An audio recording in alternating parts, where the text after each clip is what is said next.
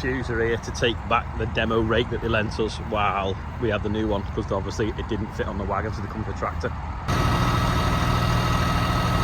936, picking it up, similar vintage to ours on a 14 plate.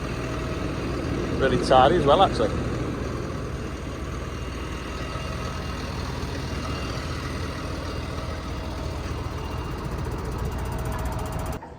Just measured, it's 14 foot, so we're just going to take some tines off the bottom and then spin the rotors. And then it's just a bit lower from the branches. Just to the brew room, and I've just noticed there's a hair on the table. See? Coffee stain looks like a hair. Random. Looks a lot tidier in here now with the new pusher. We can get it up a lot neater, and having the rubber blade on the bottom really helps. Didn't really get a chance to look at it the other day, just obviously saw it working and it come on a wagon. But fair play to Keris Agriculture, or Ceris, I don't know how you pronounce it. I rang him on Wednesday, see if he had any in stock. He said no, but he said I'll see what I can do. He managed to get hold of the tube the next day. They built it Thursday and into the night. Painted it Friday, put it on a wagon, his trailer on Saturday morning, got it here in time, because any later than this week it would have been useless to us. It'd have been parted up till next summer. But no, brilliant bit of kit, hellishly strong yet light. I think there's 8mm wall in them tubes, but it's designed so nothing sticks to it. It all falls off, so you can be pushing rape up, just drive straight into wheat and nothing's clinging to it anywhere. And the design of the blade's just got the right angle, so when you push, it like rides up the pile and goes with it. It doesn't want to dig in and jam. So really pleased with it. And we've got a 2-metre extension that we can bolt in it as well. But I think at the time being, while we're just running 3810s, I don't think we could manage with the 2-metre one, unless you put some water in the back tyres on the Merlot. That might work actually. But yeah, really pleased with it. They make other stuff as well, so shameless plug for them, but he did me a massive favour by getting me one on time. Just found this on the yard. Pick up its mirror off that Merlot. Someone had backed into the disc. Won't mention who, but they spilt wood chip all over the yard. Quick check of the maze in the Corvus. Might get a nice picture of it actually on this driveway. Tractors are looking excellent by the picnic area. Now I'm going to go and show you this. It's not a shameless plug, it's a complete plug, because Valley Toilets phone number is here. Brilliant. They saw that I'd opened the maze, rang me up and said, look, we'll bring you some toilets up. Donated them because they know I'm trying to make us a bit of money here for charity. So if anyone needs any toilets for any events, parties, building sites, anything like that, give them a ring. I think they're on Facebook as well. You can find them on that. So yeah, complete plug for them because they're brilliant. Look at the size of that bird on the top.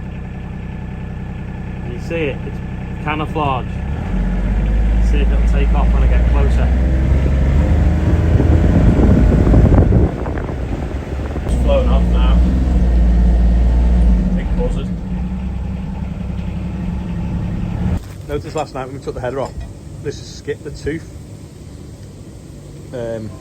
on the middle, no, both ends. And there's a reason for that. It's because the combine had a piece of hedge, but it was completely not my fault. Someone had gone through the hedge, knocked it over, and the way the sun was shining, I couldn't see until it was too late, and I gobbled it up. But yeah, it's caused that to skip a tooth. Adjustments made, and we are off now to go and cut some more spring barley by the airport.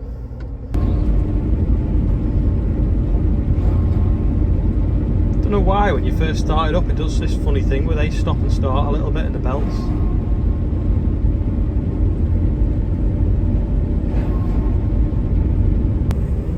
We're on spring barley now. There's the river and the airport's behind us. I'm just cutting around these ponds now, chopping all the barley straw for Bill at the moment because there's just no demand for it. Well, no one wants to pay what it's cost to bale, so it's all getting chopped in. Done a bit of drainage work here, so I'm going to have to lift up over it. I've had to narrow my chopper off because every so often it'll throw a big lump into the edge of the crop and then it sticks on the knife because it's a little bit chewy in the bottom this morning. So I've just narrowed the chopper down now so it's not quite going as wide. See here now, it's hit the crop because I was going around a bend. Well, this will probably stick on the knife there and bunch up.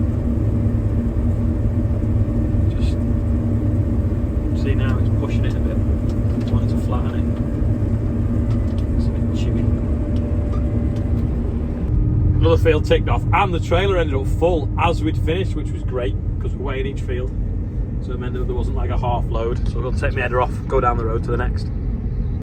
Just backed up with that still connected, and I've cracked the bracket that holds the wire in, and it come up with loads of lights. Anyway, we took it apart and it's fine, everything's working, so I just got away with it. But I took it off and I was on the phone and I put it back on again, the same plug. Really lucky then, I had my Bluetooth in my ear and I was trying to ring someone and it was ringing and my phone was still in the cab. Anyway, I took the screw off, took the PTO off, and then I think I answered the phone and I ended up screwing it back on again. Got in the cab, started backing up, saw it just as it stopped, and it just went like stretched and come up with loads of lights on it. Anyway, we took it apart, none of the wires were snapped, and we put it back together, tried it, and everything's working, so I was pretty lucky. Just lost two little ball bearings that hold the cap on, so didn't realise they were in there when I pulled it apart, so I have to order some of them. Yeah, while I was on the phone ordering the ball bearings I'd lost, and because I was messing, I forgot to fold the auger in, caught the plastic bit on that telegraph pole turning in, knocked that off. Just touched it there by an inch.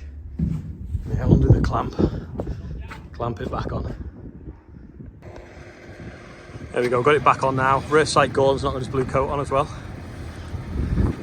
Hopefully the trailer will drop down enough now so that I can swing out past it and get the toolbox out the back as well.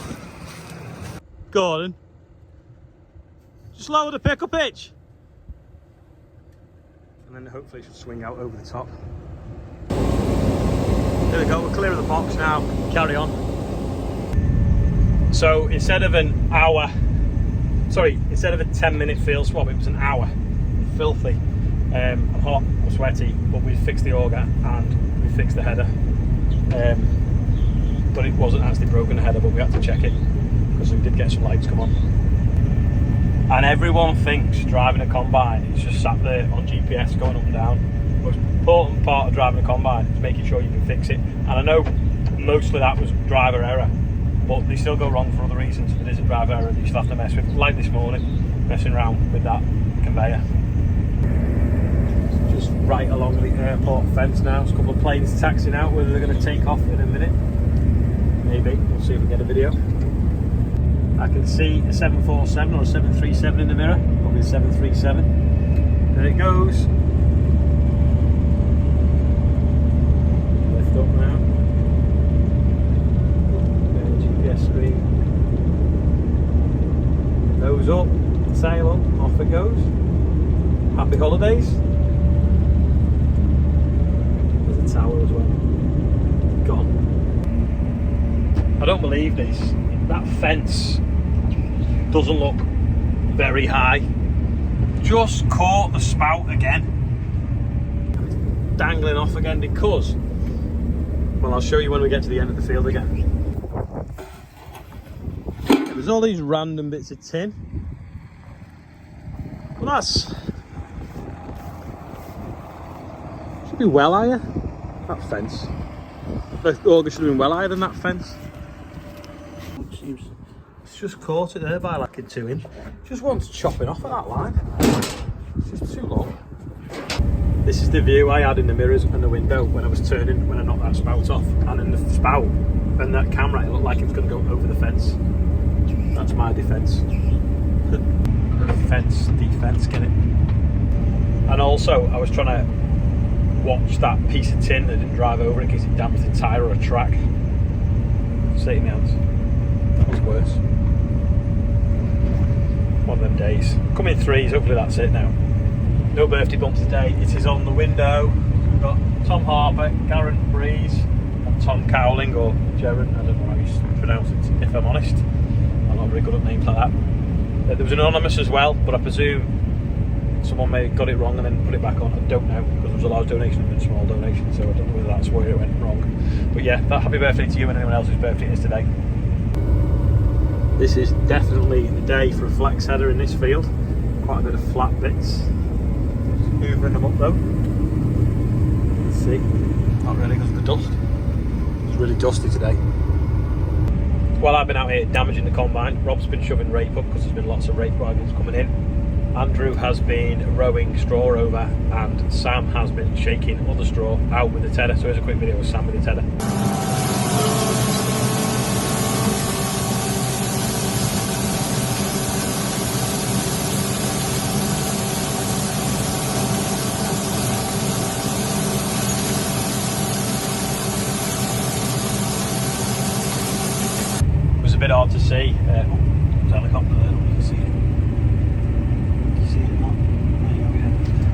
taking off.